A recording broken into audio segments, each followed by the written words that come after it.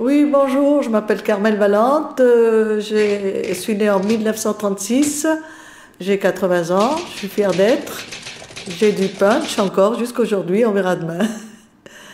Mon père, il était de Sicile et il n'y avait pas de travail, ni mon père et ni mon grand-père. Ils ont pris le bateau, ils ont été en Tunisie. Je n'étais pas encore née, hein. Alors mon papa, comme il travaillait au Trésor public, 10 ans après qu'il travaillait, ils ont appelé mon papa pour dire: Monsieur, on ne peut plus vous garder. Et pourquoi? Il a dit: Non, monsieur Barraco, c'est parce que vous êtes italien, et comme c'était en Tunisie, c'était toujours français, il fallait être français.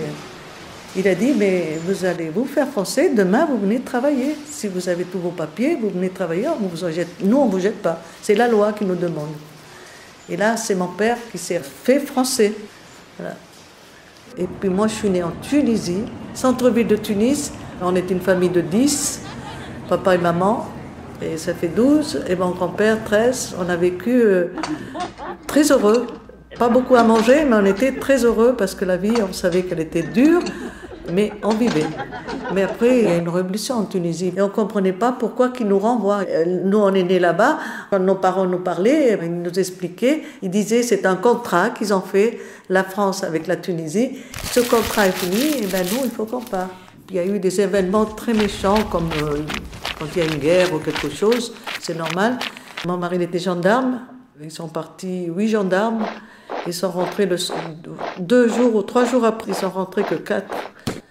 Alors c'était très dur pour mon mari, il a demandé la démission, s'il pouvait partir en France.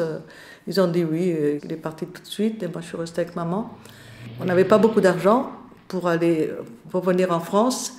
Et c'est des amis à mes parents qui m'ont donné de l'argent pour payer le bateau. Et mes parents, ils ont mis le reste. Et je suis venue avec un frère, Jean, qui s'appelle. On a pris le prix le plus bas, parce qu'on ne pouvait pas payer. Et on est resté 48 heures dans les cales. Et on était par terre. On n'avait pas de siège, on n'avait rien. Et en étant enceinte, les cales, c'était pas à l'auteur, hein. J'étais très, très, très malade. Mais on ne regardait pas, nous on regardait d'aller dans la famille, on ne regardait jamais le mal qu'on a eu, on regardait ce qu'on va voir maintenant. Et bon, puis après quand on est descendu à Marseille, je me sentais du courage de faire encore Marseille-Lyon, puisque mon mari il était là. Et puis on s'est débrouillé comme on a pu, j'ai eu mon bébé, et puis voilà. Il y avait de la neige, que nous on ne connaissait pas la neige en Tunisie. Et quand on est venu en France, on se demandait: qu'est-ce que c'est ce machin blanc?